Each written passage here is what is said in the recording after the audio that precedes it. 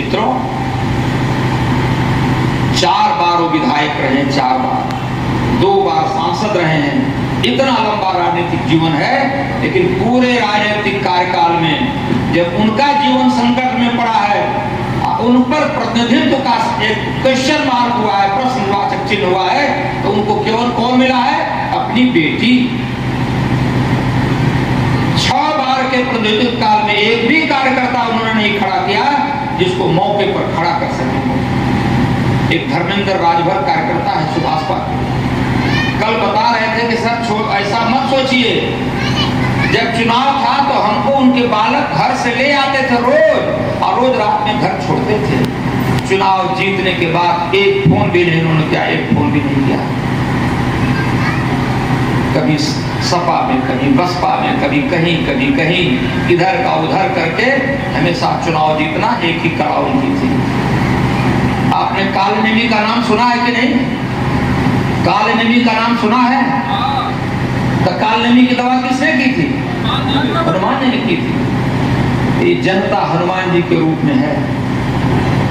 जब 1 तारीख को बटन दबेगी कमल वाली, तो कालनेमी अपने रूप में आ जाएगा, कालनेमी अपने रूप में आ जाएगा। मित्रों, यही आवश्यक है। जब तक हनुमान जी का घूसा नहीं लगेगा ना, तब तक कालनेमी अपने रूप में आने वाला नहीं है। इस बात को जान जाइए। अब बहुत कुछ ना कहकर इतना अवश्य कहूंगा आपसे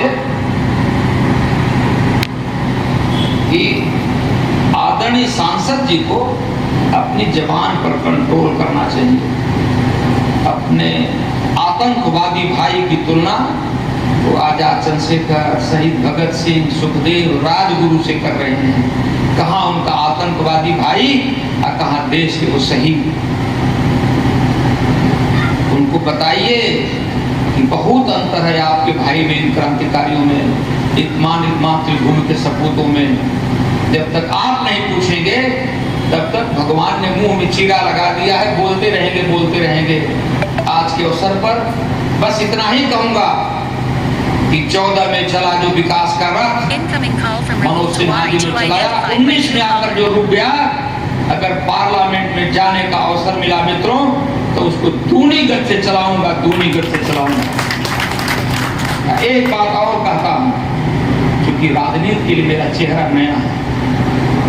तो सबसे बराबरी में बात करने वाला है, अब वो भारत नहीं है जो भारत छूट कर बात करने वाला भारत अब नहीं है। व्यक्ति वही, सारी मिशनरी वही, सारे लोग वही, सब कुछ वही, केवल एक व्यक्ति बदला था, देश का प्रधानमंत्री, जिसने सारे संसार को संदेश दिया कि भारत वो भारत नहीं है। मित्रों, आज भारत की वो हालत है, जब 2 सेनाएं आपस में युद्ध कर रही हैं, अब भारत के नागरिक जब तिरंगा लेकर निकलते हैं, तो दोनों सेनाओं को युद्ध बंद कर देना पड़ रहा है। आज भारत की ताकत इस सीमा तक गई है। सारे संसार के भीतर आज भारत का सम्मान बढ़ा है। आदरणीय मोदी जी, जब पूरा संसार युद्ध के कगार पर खड़ा है, तो अकेला संसार में एक नेता अकेला, जो सभी की अपेक्षाएं हैं कि मोदी जी चाहेंगे तो इस समस्या का समाधान हो जाएगा। इतनी भारत की इज्जत सारे संसार में बढ़ी है। दूसरी बात मैं कहना चाहता हूं कि जो 400 के पार का नारा है, इसलिए है कि आवश्यकता पड़ने पर कुछ कड़े और बड़े फैसले लिए जा सके। आप धारा 370 के बारे में याद करिए, जो भारत माता के हृदय में कांटे जैसा हमेशा चुभता रहता था। अगर आपने पार्लियामेंट में उचित संख्या नहीं भेजी होती, पर्याप्त संख्या नहीं रहती, जिसको लोग कहते थे कि धारा 370 पहाड़ के समान है, धारा 370 को बदलेंगे तो देश में खून की नदी बह जाएगी। मित्रों, उस पहाड़ जैसी समस्या को, जिसको विरोधी पहाड़ कहते थे, देश के प्रधानमंत्री के नेतृत्व में देश के गृह मंत्री श्रीमान अमित शाह ने ऐसे चुटकी बजाकर धारा 370 को खत्म किया। खून बहाना तो दूर की बात है, पूरे देश में किसी ने किसी का कॉलर तक नहीं पकड़ा। मित्रों, कॉलर तक नहीं पकड़ा। ये है भारतीय जनता पार्टी की ताकत, अपने कार्य के प्रति ध्येय और निष्ठा। आप आपने राम जन्मभूमि की बात सुनी होगी। कार्यकर्ताओं ने तय कर लिया था इस बदनुमा ढांचे को। चंद्रगुप्त विक्रमादित्य ने जिस मंदिर को कसौटी के 84 खम्भों पर बनवाया था और बाबर के सिपह सालार मीर बांकी ने उसे तोड़कर उसी ढांचे, उसी बलवे से ढांचा बनाया जिसको लोग बाबरी मस्जिद कहने लगे। बाबरी मस्जिद हटाएंगे, ये बात तय कर लिया लोगों ने। जब तय कर लिया तो तय कर लिया। याद करिए 6 दिसंबर 1992 का दिन, जब कल्याण सिंह जी उत्तर प्रदेश के मुख्यमंत्री थे। आपने ताकत दी थी, आपने इतनी संख्या दी थी विधानसभा में कि कल्याण सिंह जी मुख्यमंत्री हो गए थे। देश के कोने कोने से लोग आए। अब बाबरी ढांचे का एक एक टुकड़ा उठा कर लेकर चले गए। वहां कुछ नहीं बचा मित्रों, कुछ नहीं बचा। केवल राम लला की प्रतिमा स्थापित थी, जिसको केसरिया रंग से घेर दिया गया था।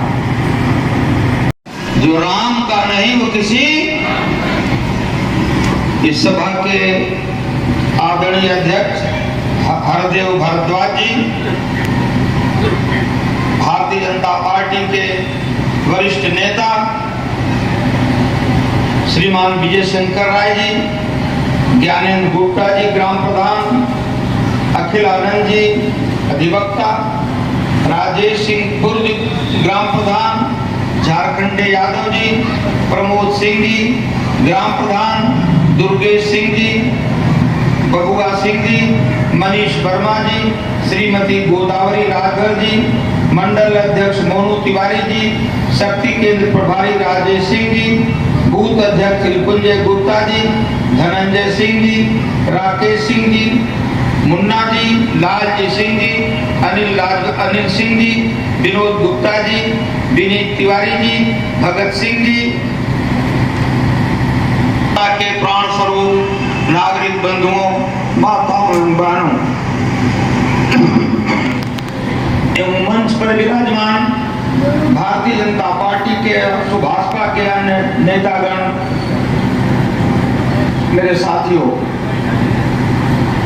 आज देश में नई सरकार बनाने के लिए आम चुनाव चल रहा है। 4 चरणों के चुनाव हो चुके हैं।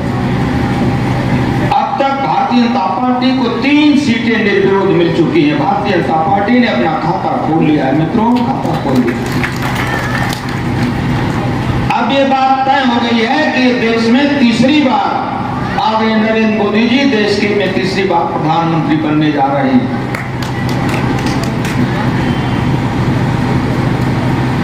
भारतीय जनता पार्टी के कार्यकर्ता एक निश्चित उद्देश्य को लेकर, निश्चित लक्ष्य को लेकर काम कर रहे हैं। भारतीय जनता पार्टी अपने प्रारंभ काल से ही 2 बातों को मुख्य उद्देश्य लेकर चल रही है।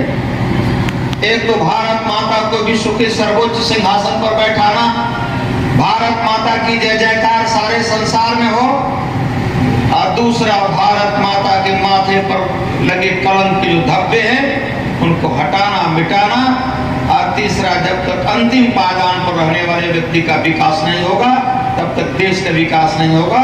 मुख्य रूप से इन्हीं 2 बातों को लेकर भारतीय जनता पार्टी अपनी यात्रा शुरू की और मौका मिलने पर 1 सेकंड का भी समय नहीं गंवाया।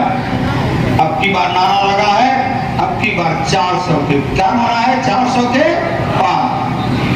मित्रों, विरोधी कर रहे हैं कि भारतीय जनता पार्टी संविधान बदल देगी, लेकिन आपको याद दिलाता हूं, जब देश के प्रधानमंत्री पहली बार संसद भवन में घुस रहे थे तो संसद भवन के सामने साक्षात दंडवत किया था, साक्षात प्रणाम किया था।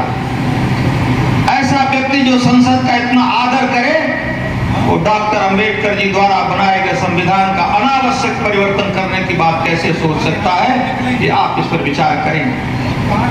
लेकिन प्रधानमंत्री जी ने 2 बातें कही। प्रधानमंत्री बनने के बाद न किसी से आंख उठा के बात करूंगा, न किसी से आंख झुका के बात करूंगा, मैं आंख से आंख मिला के बात करूंगा। यह बात सारे दुनिया के सबके देशों के लिए थी। अमेरिका हो, ब्रिटेन हो, फ्रांस हो, जर्मनी हो, रूस हो, चाइना हो, सब इस बात को सुन लें कि अब